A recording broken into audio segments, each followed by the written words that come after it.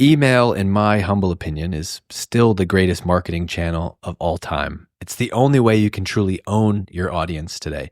But when it comes to building those emails, well, if you've ever tried building an email in an enterprise marketing automation platform, you know just how painful that can be. I won't name names, but templates get too rigid, editing code can break things, and the whole process just takes forever when it shouldn't. That's why we love Knack here at Exit 5. Knack is a no-code email platform that makes it easy to create on-brand, high-performing emails without the bottlenecks. If you're frustrated by clunky email builders, you need Knack. If you're tired of hoping the email you sent looks good across all devices, just test it in Knack first. And if you're a big team that's making it hard to collaborate and get approvals on your email, you definitely need Knack. And the best part, everything takes a fraction of the time. You can see Knack in action at knack.com/exit-5. That's knak.com/exit-5. Or just let them know you heard about Knack from Exit 5. That's us. You're listening to B2B Marketing with me, Dave Gerhardt. Exit.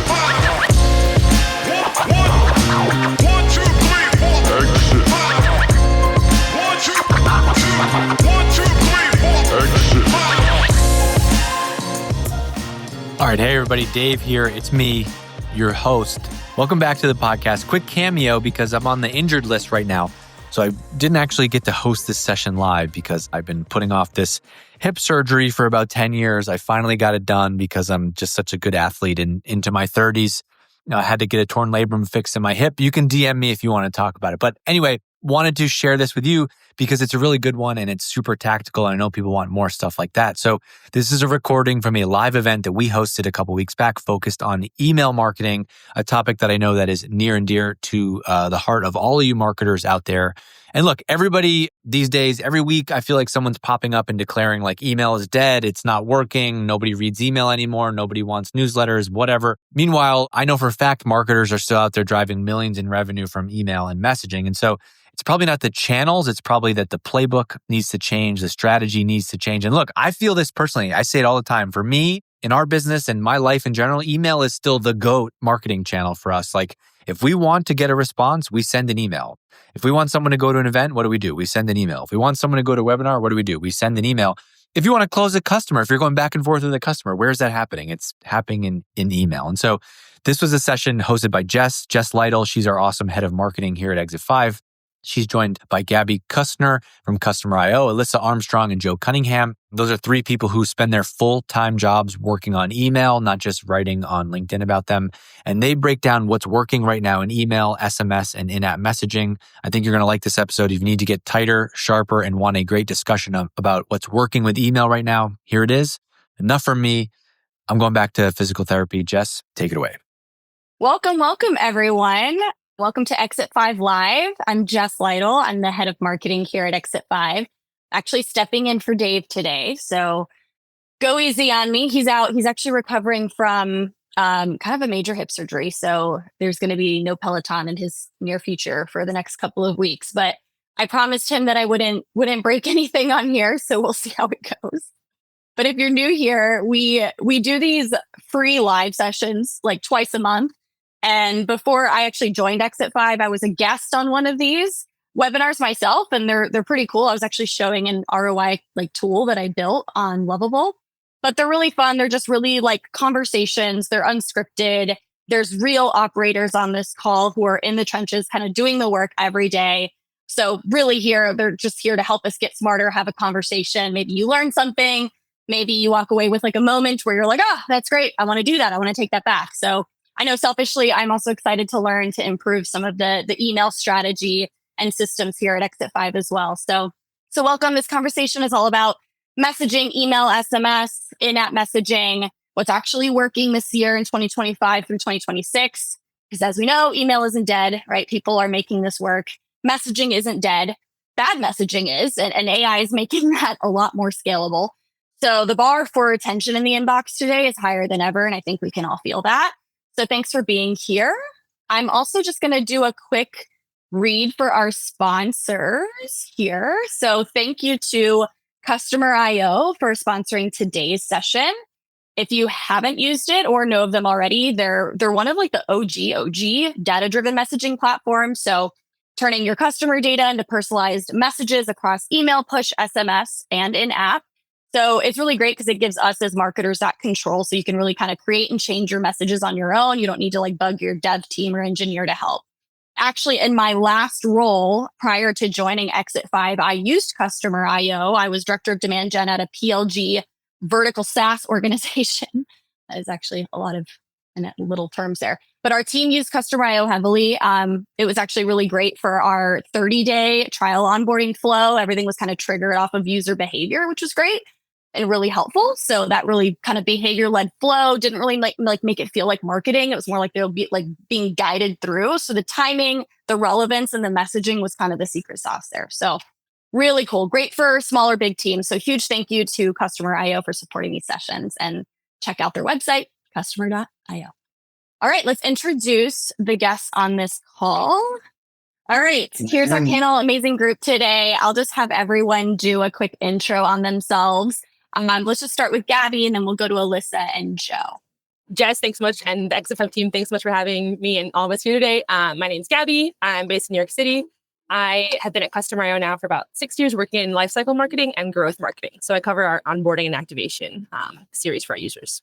My name's Alyssa. I run an email marketing agency. I help with email and SMS for D2C and B2B brands.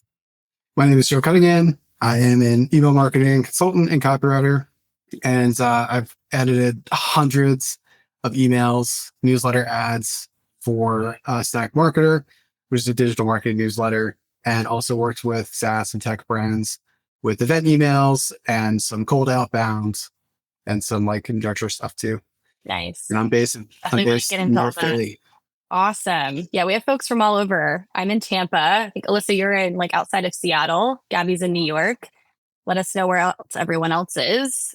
It's around lunchtime for us, but awesome. Thanks for those intros, guys. All right, let's get into it. So these, if you haven't been on one of these like live combos before, they're really interactive. So drop questions in the chat as we go. I'll be watching that like a hawk, pulling questions into the conversation. I think we have like over 1,000 people on this, a couple hundred live already. So please ask away. All right, I will kick us off. So email is dead. Everything's dead. Alive is dead. I love that comment. Nobody reads anymore. Nobody does it, right? It's not, it can't be true, right? Like, so we know we've heard these things, but the truth is though, that AI has changed the game a little bit, right? It's really kind of changed how we stand out in the inbox. I think most folks recognize that there's a lot of AI being delivered to us in our inboxes, and it's hard to kind of sift through the signal from the noise here. So I think we could just start with like just a high level kind of thought here. And how has this changed? Like, how has the messaging changed this year? You know, what's working? What are you doing? I mean, Joe, you mentioned like messaging. Do you want to kind of kick us off on just your thoughts on like what is changing with messaging right now? A few things I've noticed. This isn't like messaging per se, but it is related. I'm seeing more and more. I almost feel like the email inbox is becoming a bit more of like a social feed. I'm seeing more companies sending emails from team members. So it's going to be, you know, like the name of the person in the sender, and there's going to be, they often have like a sign off or a signature, you know, like some kind of signature at the end of the email. I'm noticing for myself, I almost instinctively look for names in my inbox and not so much company names. So like I see Mark Huber's emails from user evidence, and I'm like, oh, sweet. Like I like Mark. Like I like reading his insights. I see Kaylee Edmondson from Demand Loops, and I'm like, oh, Kaylee's awesome. I love reading her. I'm in hers too. Yeah. Yeah. So like, I think that it's related to messaging in the sense that messaging is still coming from the sender is just as important. The person who's delivering the message is just as important, maybe even more so now. Another thing I'm seeing is the teams and the companies that seem to have the best grasp of their ICP. Like it's clear they know who they're talking to. It's clear they understand the problems that they're solving or that their company solves. It's like they're putting in the work to make their messaging actually quality. I think that's pretty apparent. Like the weasel words that ads speak, things like "we've got you covered" and that kind of messaging, I just don't think lands anymore. It's brutally obvious that if it's not AI, it's just not, there's not a lot of ICP depth in terms of the research and the copy there. Yeah.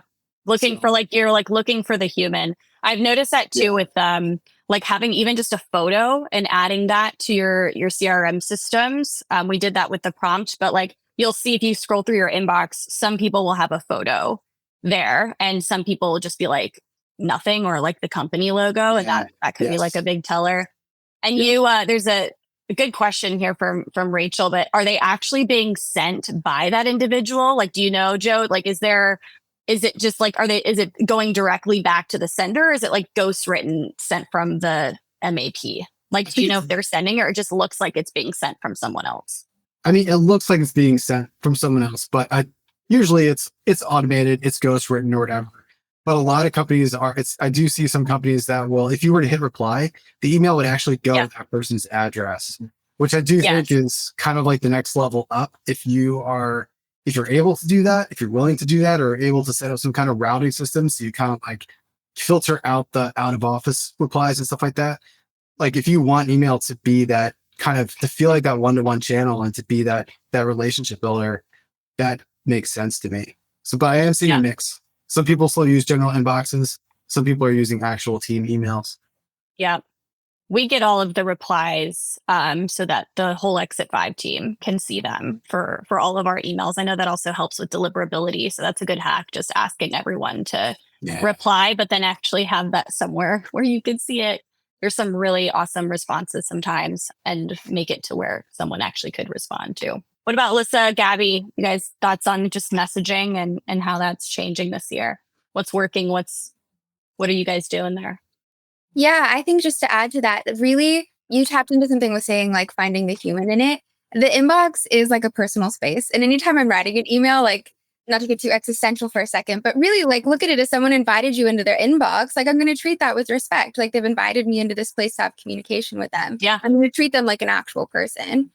Try to filter your emails through that. And so with that perspective, I think too, taking it a next step to be how can I define my role in their inbox? So if I am this person, something we did with a client of mine is we made all of the emails come from the intern. And then that was his role in the inbox. So you knew you were getting messages from someone who was testing things out and kind of fumbling and learning their way along. And it almost created this story narrative between these emails, even though the emails themselves were just plain text, reaching out conversations. Yeah. It really gave him a distinct voice. So you were wanting to opt into this story, almost like an ongoing podcast or audiobook, you're wanting to opt into it.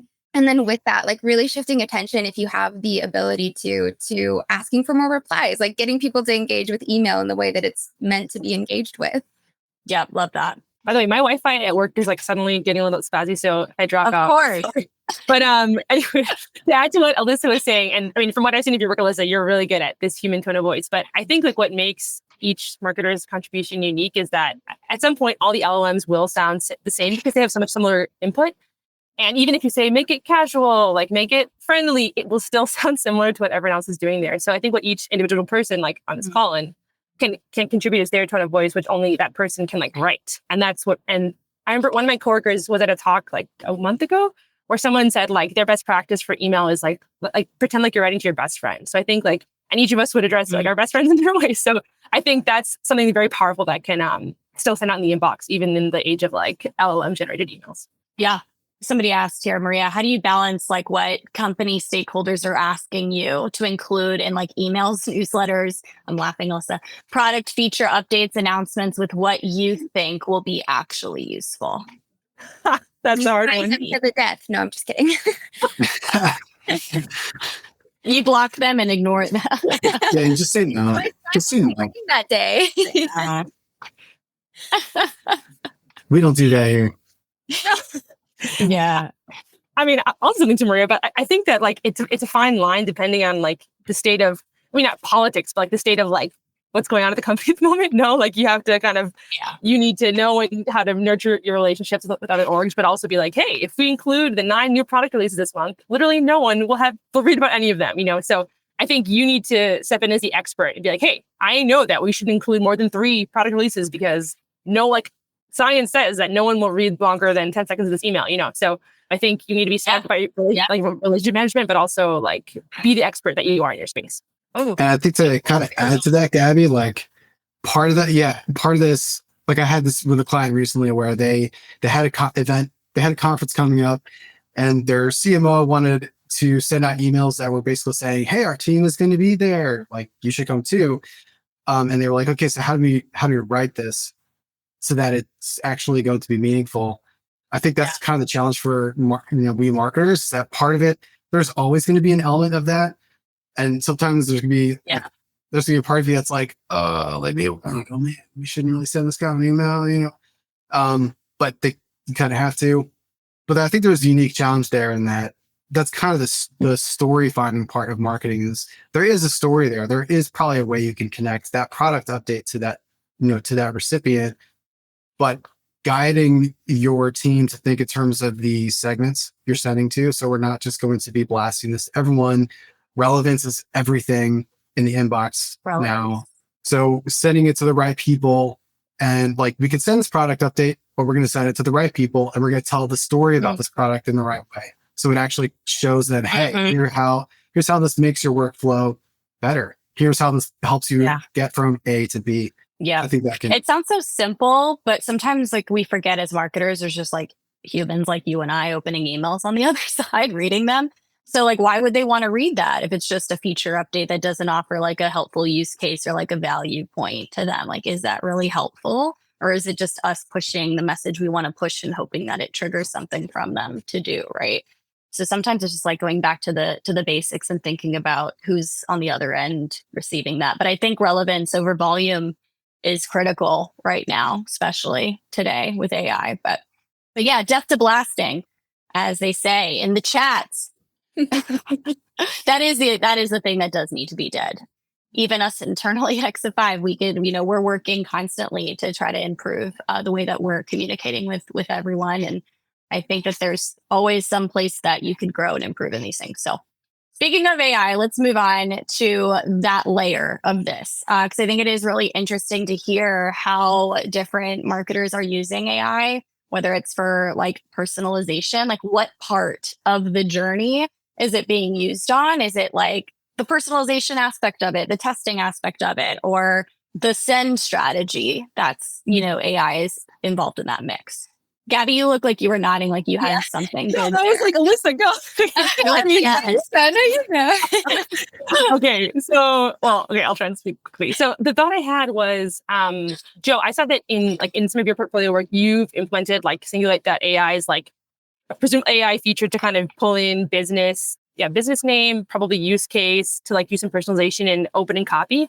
So yeah, we've also had like some success with that at Customer.io where like it increased engagement for users in trial, but not as much, I think, success as you saw, Joe, on revenue. So that was making me think. So like, for example, you were using Singulate.ai. We were using like an end-to-end workflow with API calls to ChatGPT to be like, hey, use our data enrichment workflow that we already have going for our sales tools to like bring in some information and like guess how this person would like to be talked to given their role on LinkedIn, if it's available or whatever. But I saw that like Joe's campaign had a lot of revenue impact for like a more cold like outreach sort of sales, if I'm describing that right. I'm just the loom that was on your website.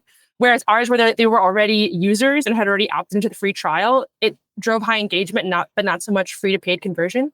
So I think that for sales, like more BDR8 outreaches, there might be some really good like LLM enrichment text use cases. But anyway, I don't know if Joe or Alyssa, you want to talk to that a little bit more, because for us, it's been like high engagement for our trial users, but less revenue driving and like hard to implement. Mm-hmm. Yeah, one of my clients is a company called Singulate. They're like an AI personalization tool. Yeah, so for another one of my clients, I helped them use Singulate, and we sent an email to a list of potential sponsors for the newsletter, people who had expressed interest in advertising. And one of the things we did was we personalized elements of the email body itself so that it would show, like the intro would speak to, it would share an example of someone in their space, like in their vertical, or who had a similar business model, who had run ads before and saw decent results. And then based on the industry they were in, we would show the relevant like logos that they would either find like compelling or like another relevant mini case study. And then we also had a a part in there that spoke to their growth stage. Where were they at in terms of their company size, their company growth? And that was also a personalized section of the email. So each email that every contact got was slightly different. So that's like one way that you can. There are AI tools like that can help you really personalize the messaging and make it a little more relevant to that contact and their circumstances and the signals you had from them and so on.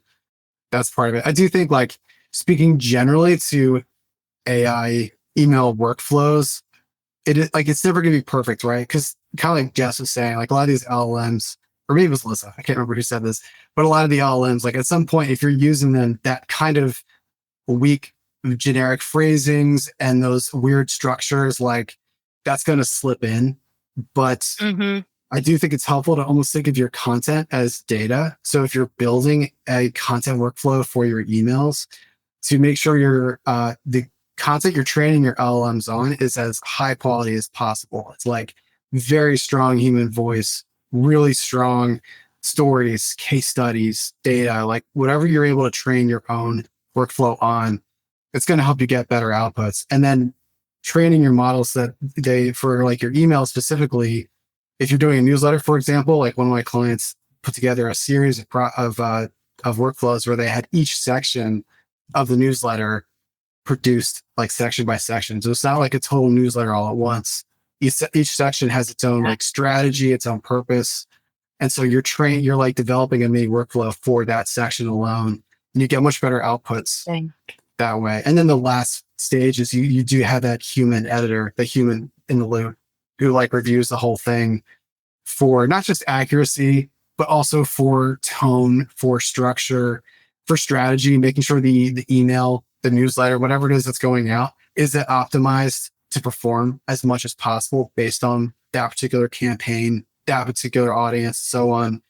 And then also adding in those little I kind of think of them as like spontaneity elements, where you're adding like that, that GIF or that like office reference or like whatever it is, like that, that final human touch, that it does feel a little spontaneous, a little natural, feels like it's coming from a human, feels like it's coming from someone at your team who's just like, oh, this kind of thing like happened today we're talking about. Let's pull that in. So I do think you can kind of like, you can use AI to help you personalize your emails, which I think can be good for outbound, where you need that. It needs to feel researched and it needs to feel relevant because it's no context. It's coming from like a rando.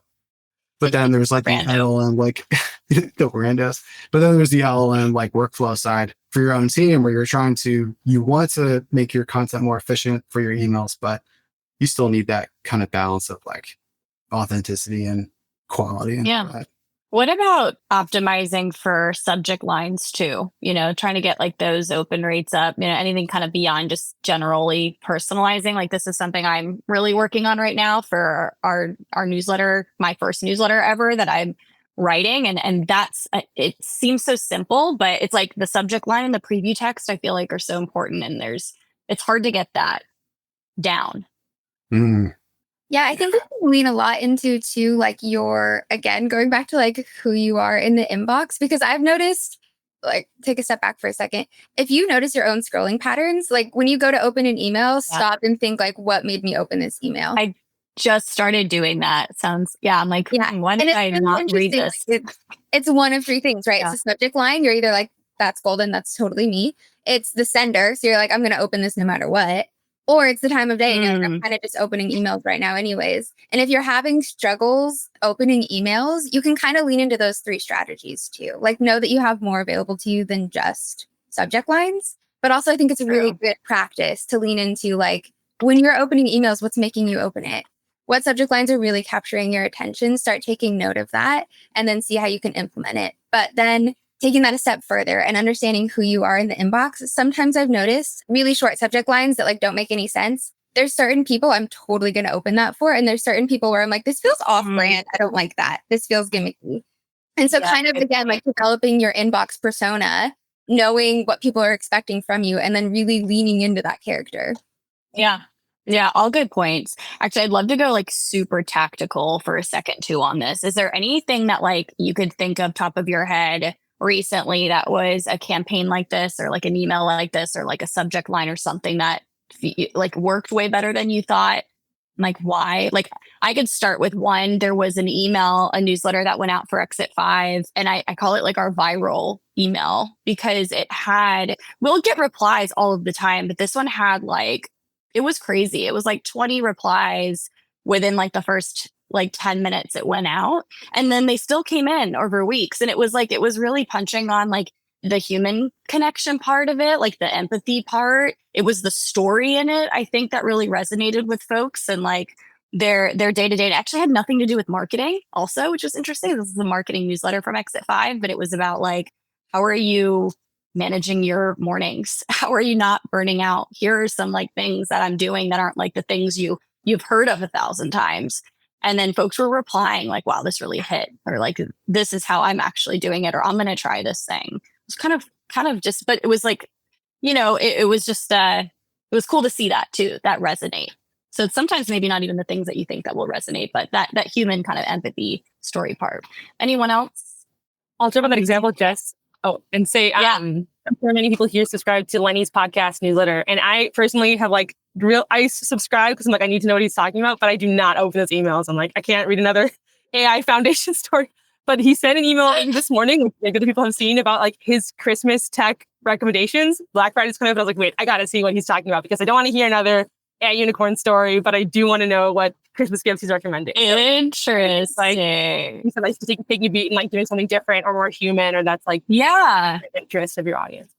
Yeah, mix it up, because like we all know our ICPs are well-rounded human beings, right? They're subscribing to your newsletter because they want to read about the thing, but they also have other interests that we probably know what those are, right? Like book interests, or like, what does your ICP typically engage in outside of work? And how can you provide value for them in that way? So it kind of mixes things up a little bit and humanizes your brand a little. Yeah. It's kind of like LinkedIn posting. You kind of got to do the same thing, right? Like some personal with some top 10 lists. Mix it up. Yeah, totally. That kind of stuff is probably worth adding to your like ICP documentation, your personas too. Yeah. Every time someone in your like responds to an email with something and mentions something that they're into or whatever, like add that to your documentation. Yeah. That being content influence in the future. That's really good. I feel like you guys at Exit 5, you do that quite a bit. Or like Dave does that quite a bit. He'll talk about like parenting, and absolutely like I'm a parent, I work out, so I'm like, oh yeah, like that, I get into that. Yeah, and it inspires you to do that too, to do more of it. It's not always just like the same story. Yeah. Cool. I'm seeing some really cool. Let me look through these questions in the chat. Go Canada, great newsletter. There was good. Here's an interesting one. Do you have any advice for, they're all interesting, but this one's standing out. Do you have any advice for cold sending domains? Are subdomains 100% safe for protecting the main domain? You definitely want to start with a strong warm-up strategy. Yeah. Weeks. Sometimes I know that inboxes they're getting a lot tighter on like all of this too. And like you'll find your email showing up in promotions tab, which like nobody checks, maybe like once a year, if that, before they delete them all. Yeah. Any thoughts on that? So warming up the domain first. Yeah, definitely warming up the domain. And this is like, I don't know, this is tangential related, but I would almost like, even before you do that, I don't know, I would almost suggest like, make sure that your audience is actually like, make sure you understand how your ICP uses email.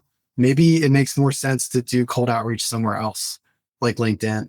I don't know, Yeah, like, maybe email isn't the channel for that. Yeah. Are you finding email is a better assist channel these days, especially these days, like assist channel or closing channel?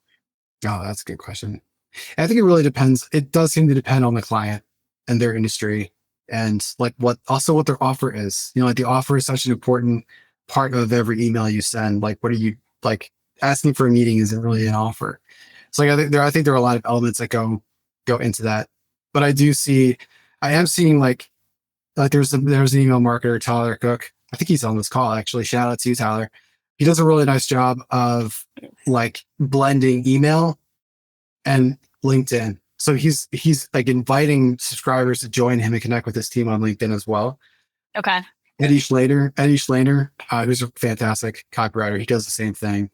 So I do think that the email, if you're going to do like cold email, consider not treating it as a like, operating on its own in a vacuum. Because keep in mind too, that if people do get a cold email and it's interesting, they're probably going to look you up. So they're probably going to want to see like, all right, who is this? What's their company about? They're going to want to see that kind of proof, and that social presence is going to help you build that proof. So being in, numerous places, not just email, I think can help.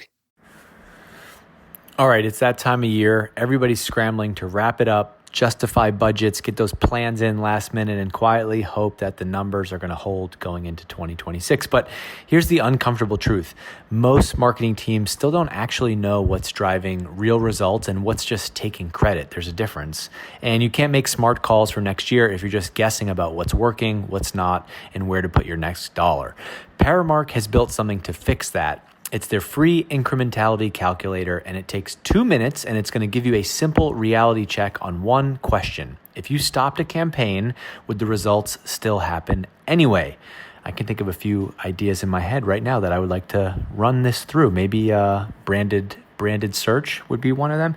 Anyway, that's incrementality, and it's how the best marketers are cutting waste, tightening budgets, and figuring out which programs actually deserve to make it into next year. You'll get a quick read on whether you're ready for incrementality testing and how much money you could be saving right now. So go and check it out. Completely free tool from Paramark. It's paramark.com/calculator. That's paramark.com/calculator. Yeah, that's kind of the multi-channel strategy. So I mean, hopefully nobody's relying on just one channel, but how are you guys all thinking about email versus SMS, when to use each, versus like in-app messaging? When does each matter? Is there a right orchestration? I know it depends on a lot of factors. Maybe we have specific examples of like, hey, this is when this works well, when you've got this type of business or this type of vertical. But is there anywhere, Gabby, do you want to jump in? Because I know that that's like a big kind of value point that you could do with Customer IO too. Sure. Yeah. So Customer IO does offer push, in-app, email, SMS. We personally only use in-app and email because we don't do SMS direct messaging because we're B2B SaaS. And we don't have a mobile app, so no push notifications. That was a question earlier, is like, should you do SMS for B2B SaaS? So you're thinking this isn't the right. No. Yeah, people love debating it. I'm sure everyone on this call has hot takes. Yeah. A lot of people are like, absolutely not. Like, that's never, like the phone is sacred anyway. So totally understand that. Depends on the ICP too, right? But so it's hard to always have like a general like yes or no, but probably for the majority of the time. Yeah. Yeah, I personally would not love to receive work-related texts on my personal phone.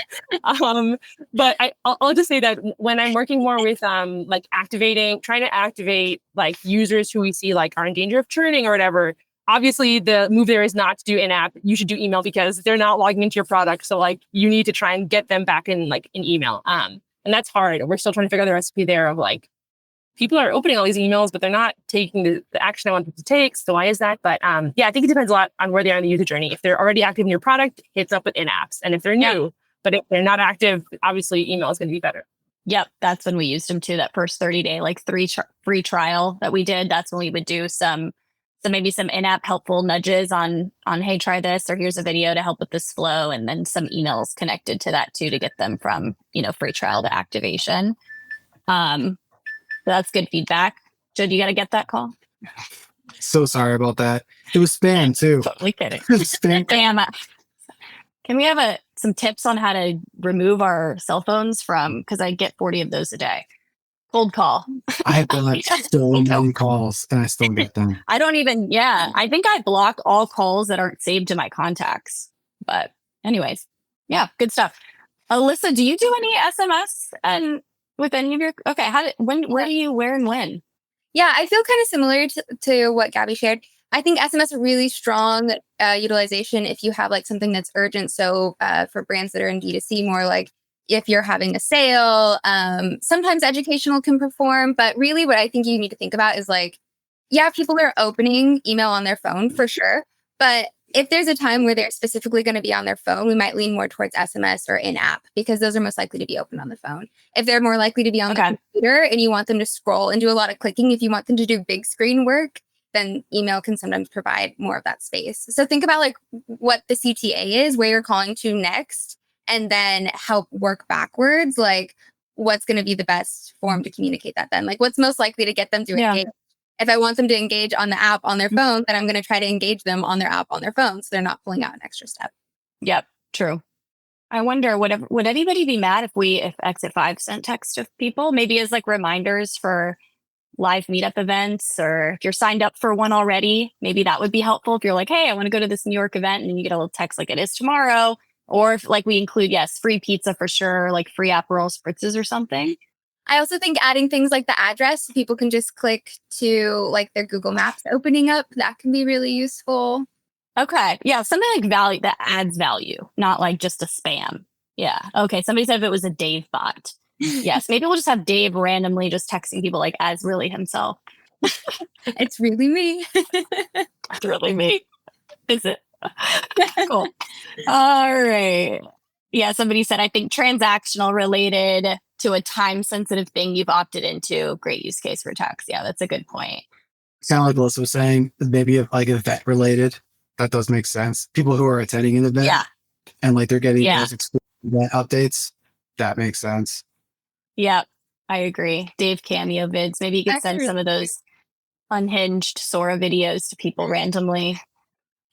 I think we're stepping outside of the inbox, and even sometimes in the inbox, like utilizing things like voice text messages, videos, like engaging past just like writing or typing is really useful. Yeah. Yeah. Somebody said that their customers are event organizers. So SMS is their number one channel.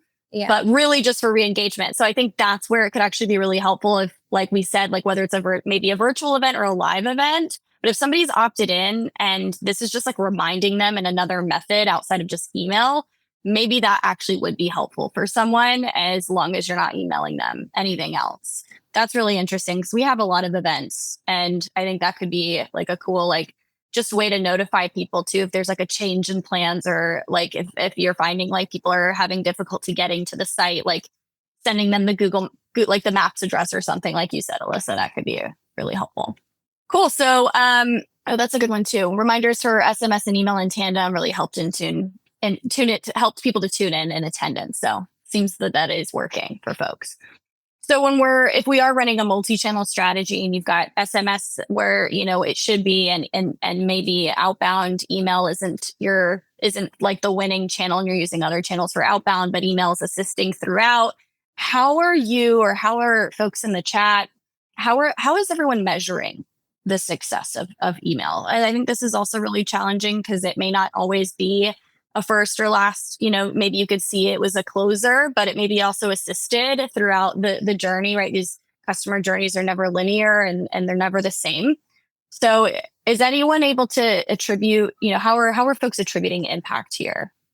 Such a good question. One of my clients, they sent an event follow-up, but they got a list of attendees from the event, and they did a really nice job. Like, I think we did a really good job of sending a follow-up, a very small 2-email follow-up sequence to this list. But the thing that they were most interested in was who was reading the email, and who was replying. So it's not that like the open rates and the click-throughs didn't matter at all, but I almost think that like certainly for some campaigns, it's probably helpful to think in terms of like what really is the outcome that we want from this email. Maybe it's just making sure like the right ICP is reading this and like engaging with it. Maybe it's replies. They're actually saying, they want to continue conversations that they had at the event, something like that. But I almost think that like opens and clicks are good as long as you're filtering out bot activity.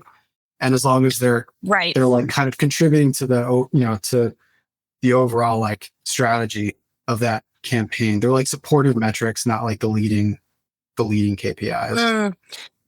That's a really good call out because every email has a different job. right? So Yeah. it's like just Yeah. measure it fairly based on the job that you had it do.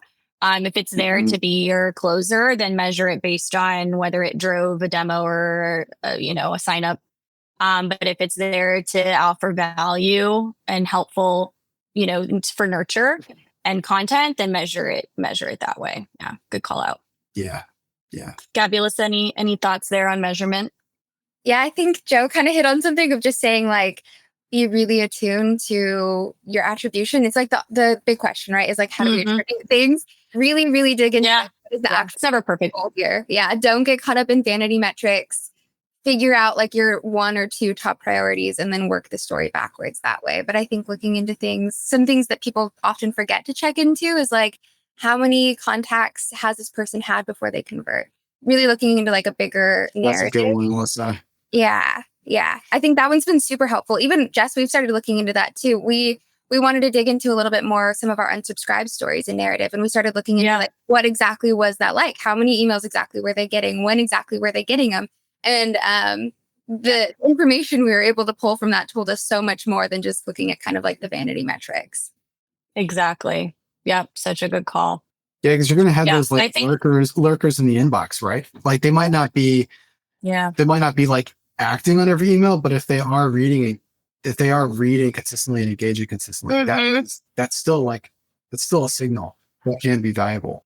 Very true. Very true. There's a reason you use the engagement segment of like 90 days, right? Because not everyone's going to be engaged in 30 days, but they give them enough time to like actually engage when they need to engage and still read the subject lines and keep you top of mind. And as long as they're engaging sometime in those 90 days, that's a pretty healthy segment. Yeah. Good call. Someone else said here too, like they had a monthly, this like to your point, Joe, about lurkers, because I think like the majority are lurkers, right? And that's like the dark part of this that we don't always notice until it's like you don't know what you had until it's gone, because it's like they said they had a monthly customer email that was stopped at some point that probably we're like, it's probably not good. Like turn it off. Before he joined. And when he dug in, he saw consistent spikes in usage after that email would go out. And then he talked to a customer and they were like, oh yeah, I used to use that email as a reminder to go log in and schedule things and use the product. So sometimes also a marketer told me sometimes like just reminding people to do things is good marketing if it's really helpful and useful. But yeah, maybe also like incrementally test, like, did things take a hit after you stopped something that you didn't think was effective? Like there's other ways to look at that and talk to your customers and just hear from them directly. Oh yeah. Good luck. Was that sarcastic or was that real, Joe? No, that was real. I really like it. No, because the idea of paying attention to what stops happening too can still be a data point. Yeah. I meant that. That was 100% sincere. Good stuff, man. Good stuff.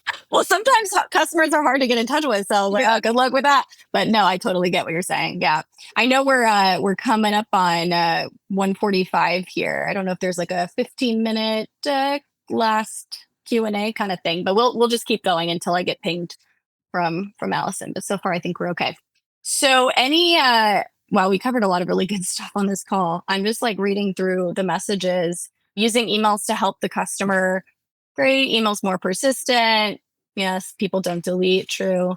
What? Joe going to play us off with a free bird? What? I don't know what that means. Sorry, Joe, maybe no, not going to do it. Not going to do it. Well, that was like a big message that popped up. Okay, cool. I just want to make sure. Yeah, go ahead, Alyssa. I was going to say, okay, there's fun AI things that we haven't talked about real fast if we want to throw them in there. If we haven't. Yeah. Let's any AI things. I know I'm talking to the right lady. Some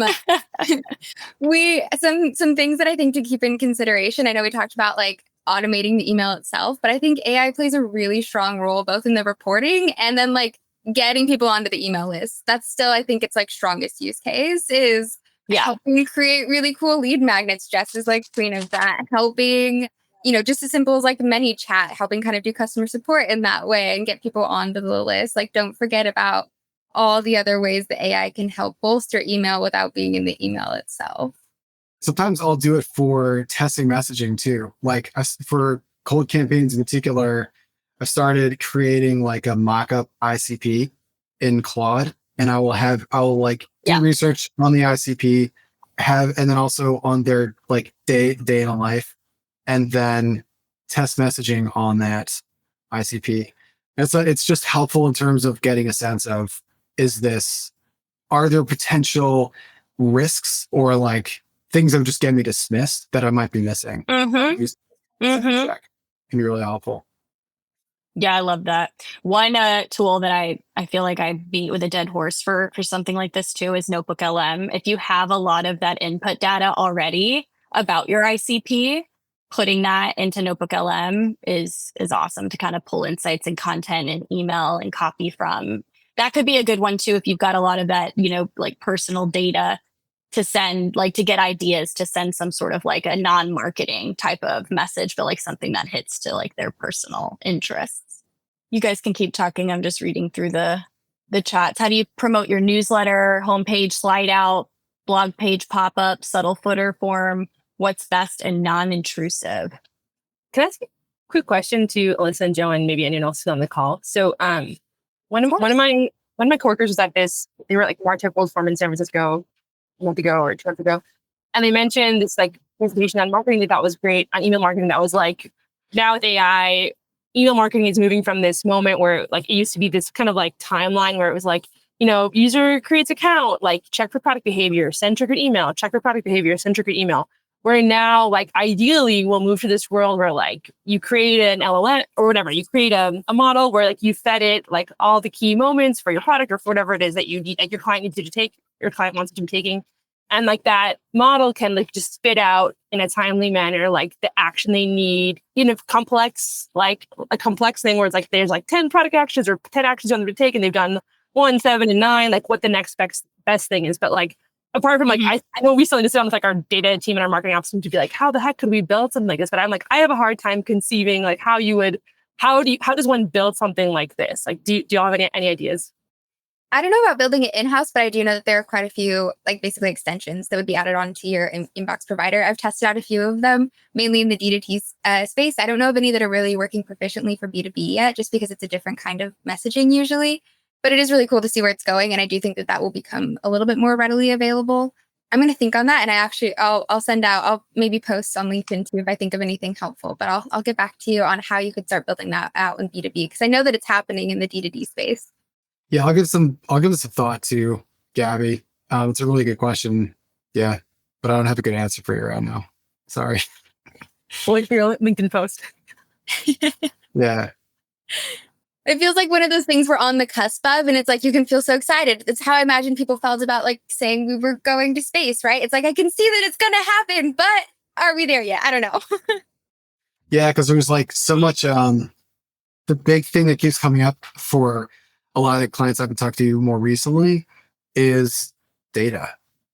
Like the list data, where is it coming from? Where is it living? What tools is it interacting with? Like, how do you get data from Salesforce and Gong and HubSpot kind of to be working together and talking together, updating regularly? Like, I think there's definitely a lot of opportunity there, but yeah, I think I'd have to think on it because it's complicated.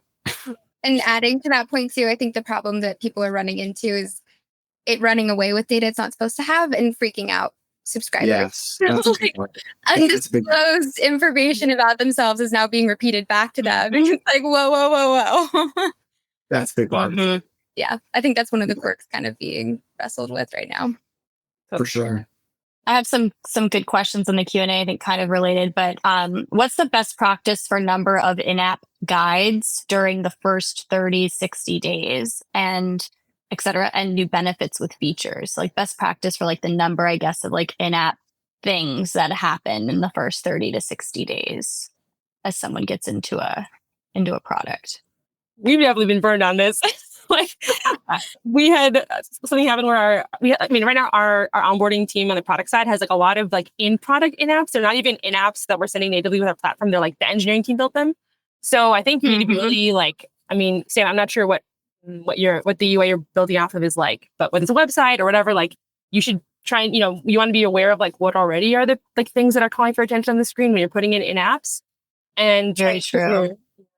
like trying to work closely with your team to make sure that like we definitely have issues sometimes where like multiple teams are like sending out in apps about different things that really seem to pertain to different life like cycles. So I think it's always the really difficult struggle of like, we want to be respectful, but like I need to make sure that my voice is heard among like amidst all the other teams or all the other people that are like sending in apps in the same moment. So just trying to be respectful and working closely with your team, and like Joe mentioned, like segmenting really strongly, like only show this in app to those people who like clicked into that page and like showed interest in that. Exactly.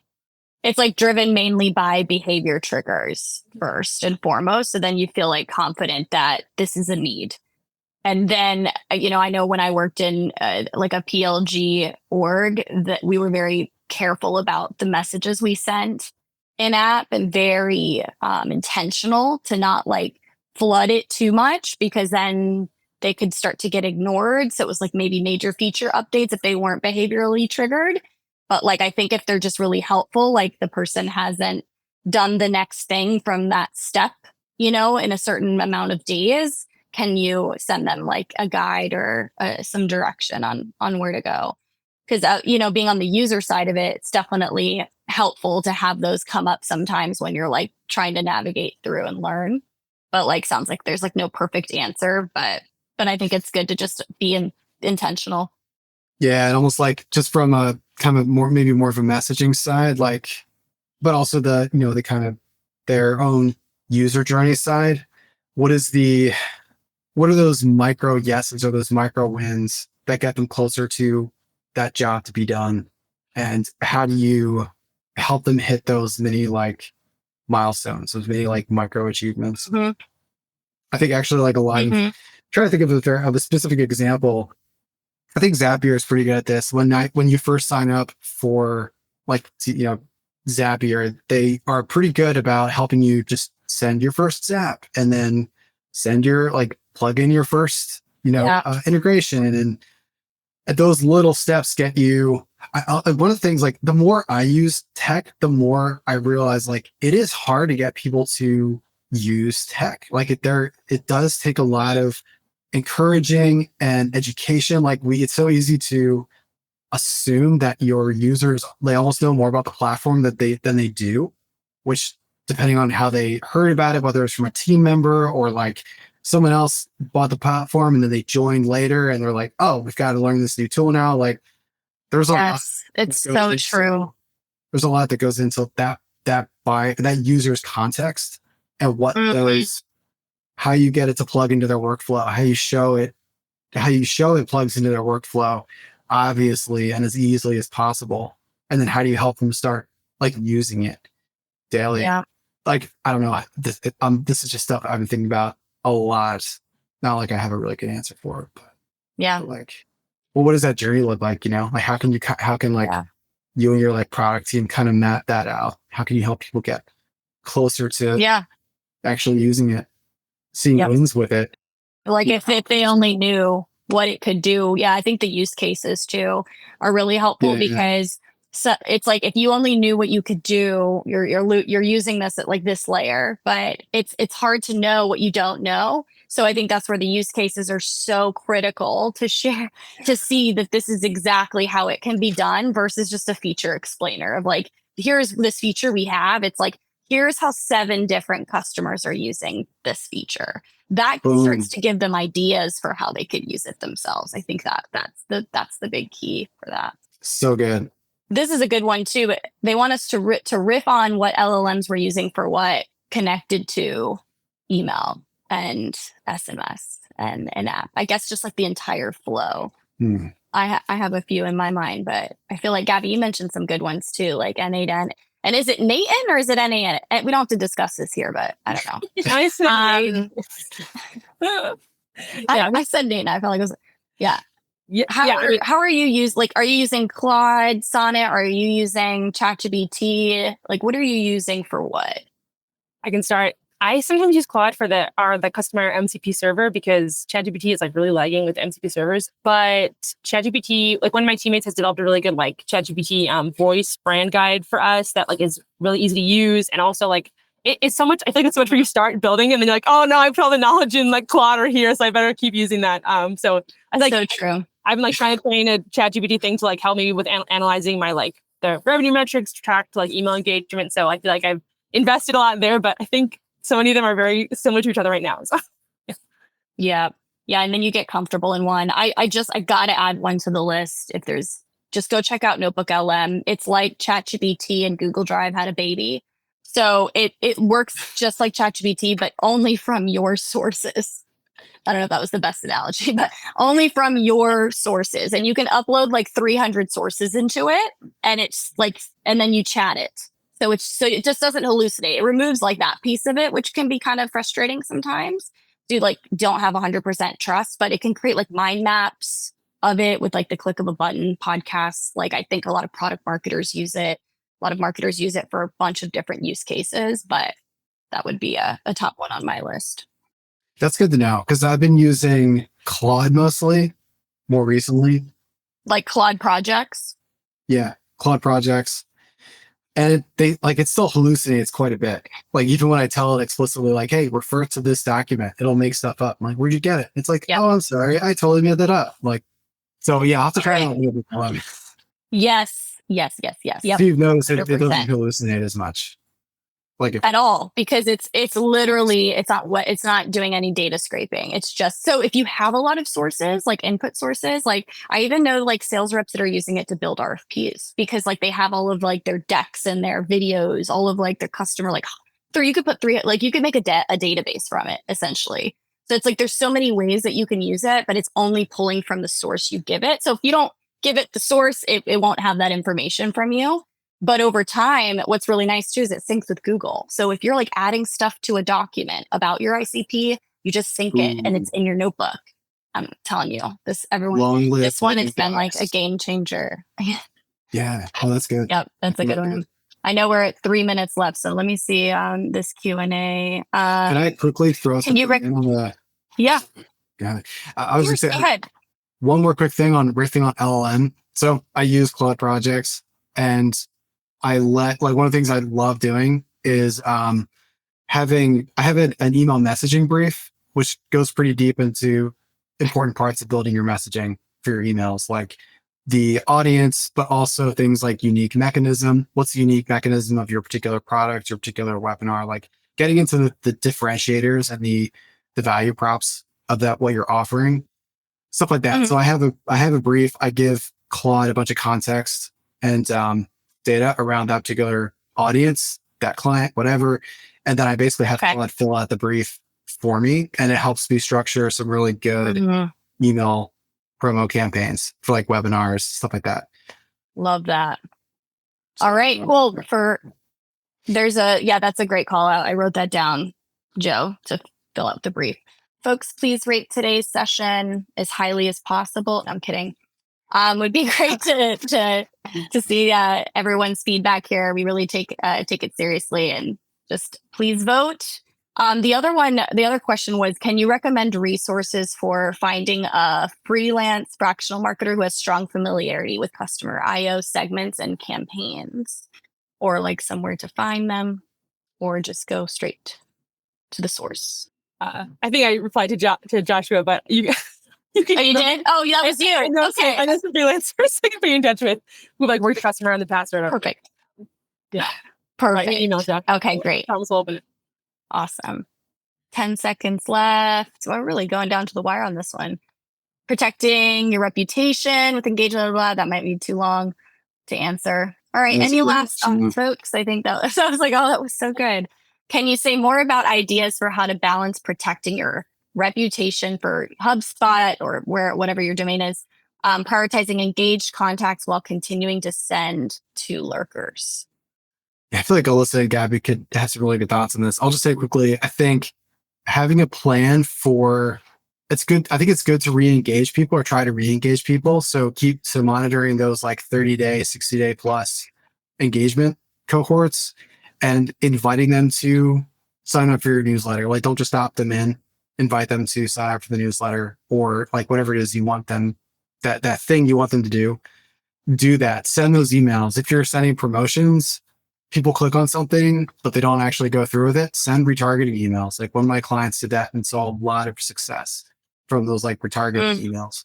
But also having a plan for phasing those inactives out too. If people are really not like, if you have tried re-engaging them, they're just not engaging.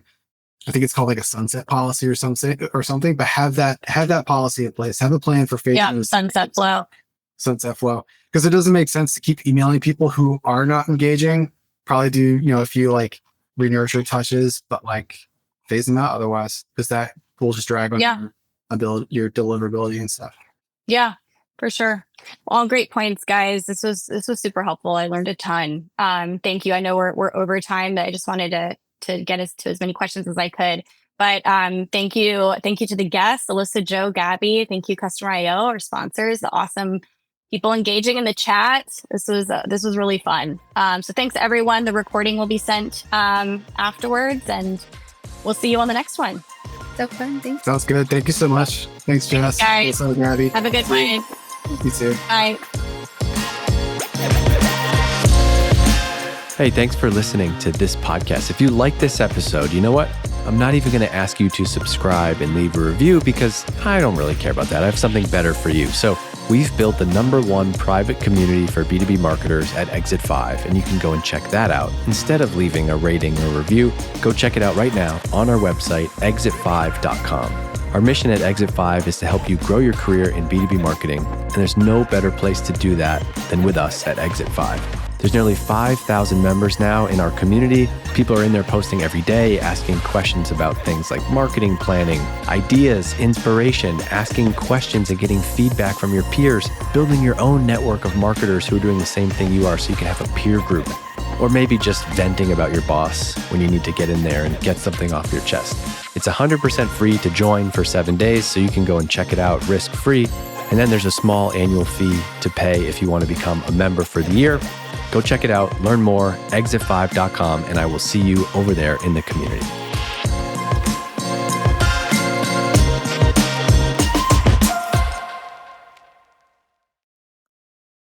This episode is brought to you by our friends at Customer.io. Remember when a personalized message in marketing meant just putting someone's first name into the email and that was magic? Hello, David. Or hello, Gerhardt, or whatever fake name I put into the form. Well, those days are long gone. AI has raised the bar for lifecycle marketing because now you can deliver smarter, context-aware communication that actually feels personal, and you can do it at scale without hiring 5 more people. Today, personalization doesn't just mean using my name, it means actually having the right context. But there's a problem because even though this sounds great in theory, most teams can't actually do it because they're stuck with broken reporting, siloed data, and outdated tech stacks. It's often easier to just keep doing things the way that we've always done them. So our friends at Customer.io recently surveyed 600 marketers like you and me to figure out what's working and what's broken in lifecycle marketing right now and how the best teams are actually solving these problems. The report breaks down 2026 priorities, where budgets are moving, and how to tame the measurement mess that we're going through, real-world examples from brands like Notion and Monarch Money that are using AI personalization experiments, and understanding the next chapter of AI, what's on marketers' wish lists, and how customer journeys can get smarter, not just faster. So this guide is packed with examples, data, and strategy that you can put to work right now. If you want to get smarter about lifecycle marketing, this is a great free resource. So where are my email marketers at, my lifecycle marketers listening to this? Go and grab it right now, customer.io/exit5, and you can grab this and learn how to build lifecycle marketing that keeps up with today's expectations. That's customer.io/exit5.